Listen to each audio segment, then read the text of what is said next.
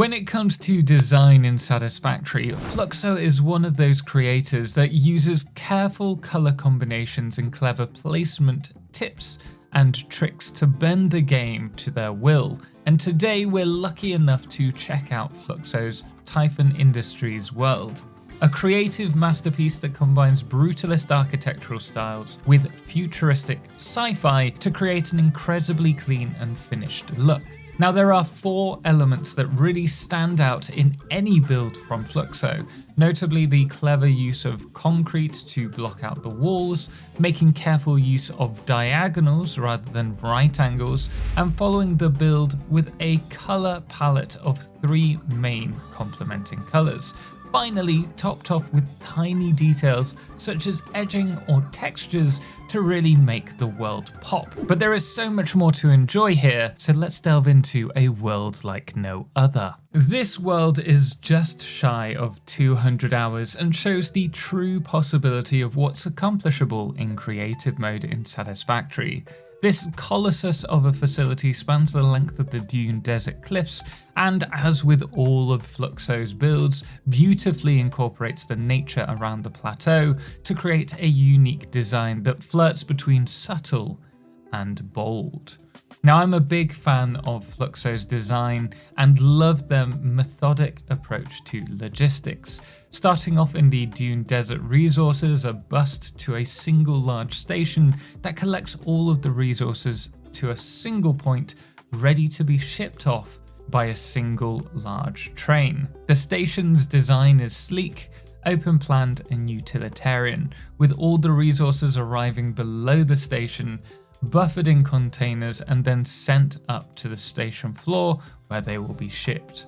The open plan nature of their build means that there's always something to see, whether that's the trains darting between facilities, factories turning on as they process the materials, or drones queuing above the factory, ready for quick jaunts across the build.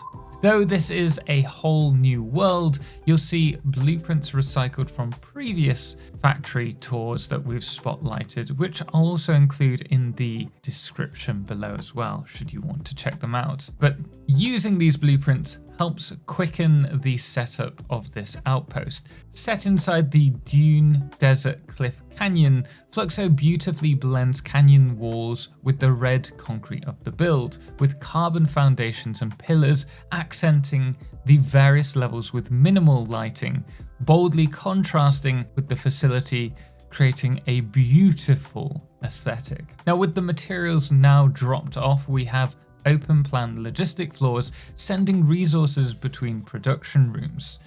Lines of converters allow Fluxo to maximize production in this area, and I love the use of dark matter piping to draw the eyes to the central tower, which hems the space elevator.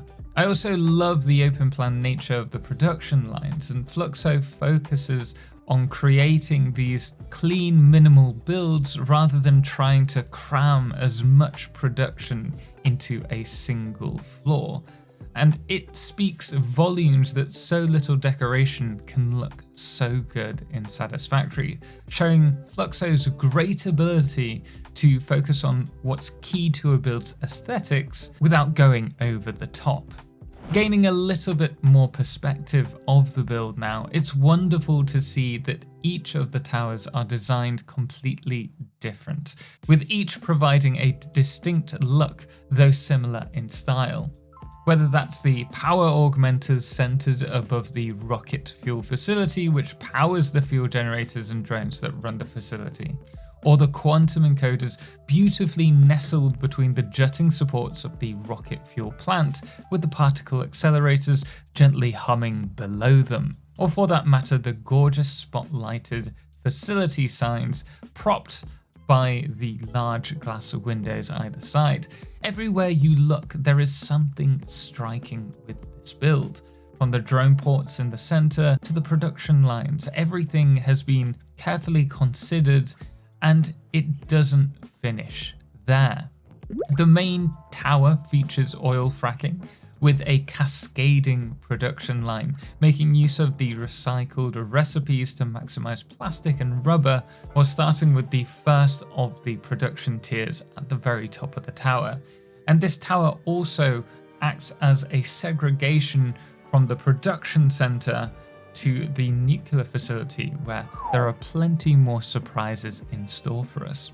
Now, what I love about this particular section is the use of the lake and how the water extractor is carefully incorporated into the design.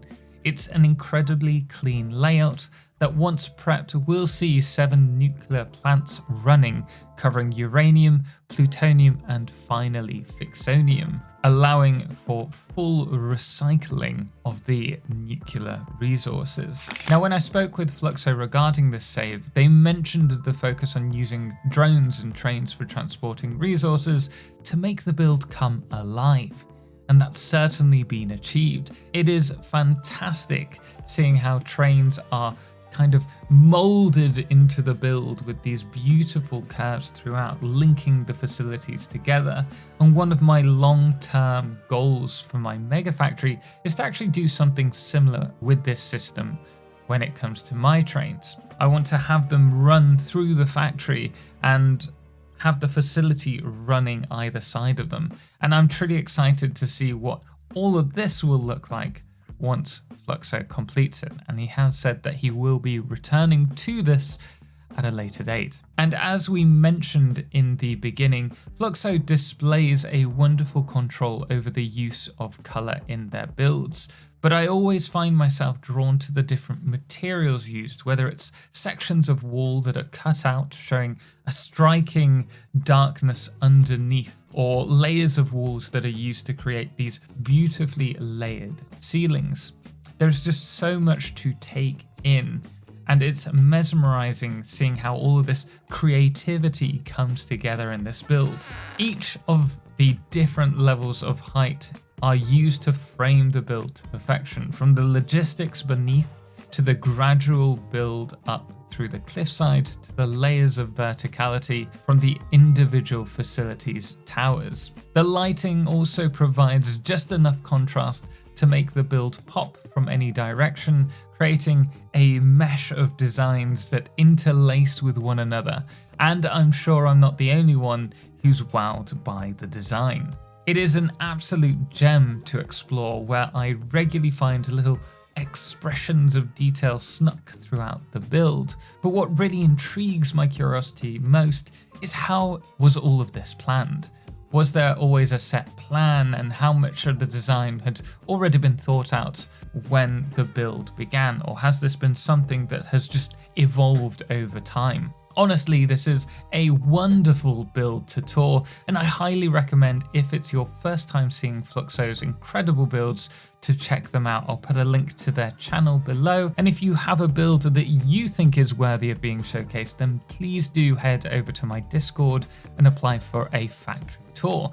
You never know, it might be your facility that we see next. But we are going to leave it there for this one. If you did enjoy this build, please do hit the thumbs up, and why not follow the playlist, as we have plenty more to come. But special thanks goes to Fluxo for sharing this, and also to all of our incredible supporters on Patreon, most notably our Lunar Eclipse patrons, Firefless, The Calamity, Ben and Star, as well as our Blood Moon of the day, which today is Dr. Shotgun. Until next time, as always, ciao for now.